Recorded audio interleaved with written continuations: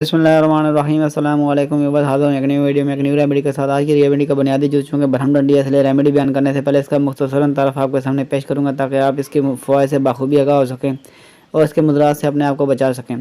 उर्दू ज़ुबान में इसको बरहम डंडी और बांग्ला में छागल डंडी बोला जाता है।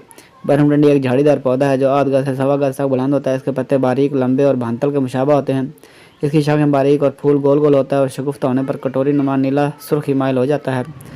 इसके चारों तरफ बारीक और नरम नाजुक कांटे होते हैं। इस बूटी का हर एक जुज़ नहायत ही कड़वा होता है। ये बूटी बरसात के बाद पैदा होती है और सवाए मौसम बरसात के हर मौसम में मैसर आती है। संगलाख और खार वाली ज़मीन में पाई जाती है। आगरा, ओद और पंजाब में अक्सर मिलती है। गर्म और खुश्क के बाद हुक्मा इसे सर्द और खुश्क करार देते हैं। मकवी जिस्म में मकवी हाफजा है, जरियान और सलाने मनी को रोकती है। मुस्फ़ा खून होने के बाद शक, सफ़ेद दाग और फुंसियों को मिटाती है और चेहरे की रंगत को निखारती है।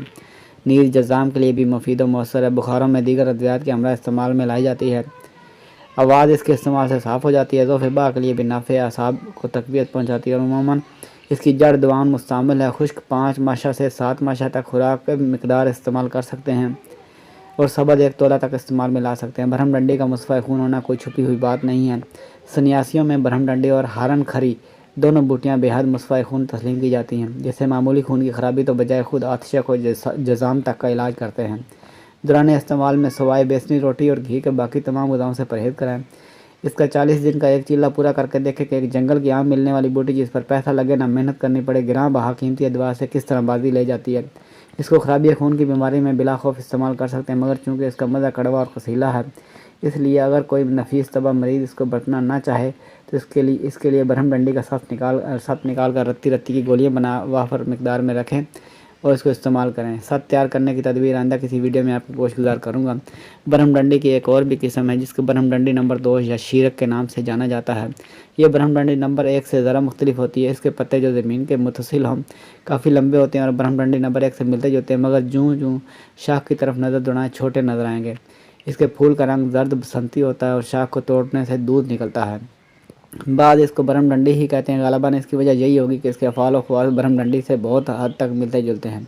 वीवर्स, बरहम डंडी के बेशुमार अनगिनत फ़ायदे हैं जिस पर मैं आपको ये वीडियो लेकर आता रहूँगा, लेकिन आज की इस वीडियो में मैं आपसे बरहम डंडी की एक रेमेडी शेयर करूंगा जो कि नासूर यानी जारी ज़ख़म को जड़ से उखाड़ फेंकने की सलाहियत से माला माल है। नासूर एक घिनौनी और नफरत अंगेज़ बीमारी है जिससे हर वक्त पीप और जर्द आप सा जारी रहता है, जिसको देखकर नफरत सी पैदा हो जाती है। मगर एक ग्रोह ऐसा भी है जो नफरत वगैरह बलाए ताक रख कर न सिर्फ जर्द आब, खून व ये पीप वगैरह को देखता है और धोता है, बल्कि मरीज़ के पेशाब, खाना और थूक को देखने से भी गुरेज नहीं करता। ये मुक़द्दस ग्रोह उतबा का है। अलमुख्तसर एक मरीज़ा ऐसी देखने में आई जिसका अक्सर हिस्सा बदन में नासूर थे। उसकी ज़िंदगी मौत से बदतर हो रही थी। उस वक्त हमारे मुकरम भाई हाजी शहाबुद्दीन साहब ने इसे बरहम डंडी नंबर 2 यानी शीरक घोट कर पिलाना शुरू कर दी। खुदा के फजल करम से चंद रोज़ में तमाम ज़ख़म भर कर बदन साफ़ हो गया, अल्हम्दुलिल्लाह। इससे अंदाज़ा लगा लीजिए कि ये बूटी किस कदर मुस्फ़ा खून है। नासूर की मरीज़ा का ताज्जुब अंगेज़ तरीक़ पर शफायाब हो जाना कोई मामूली बात न थी।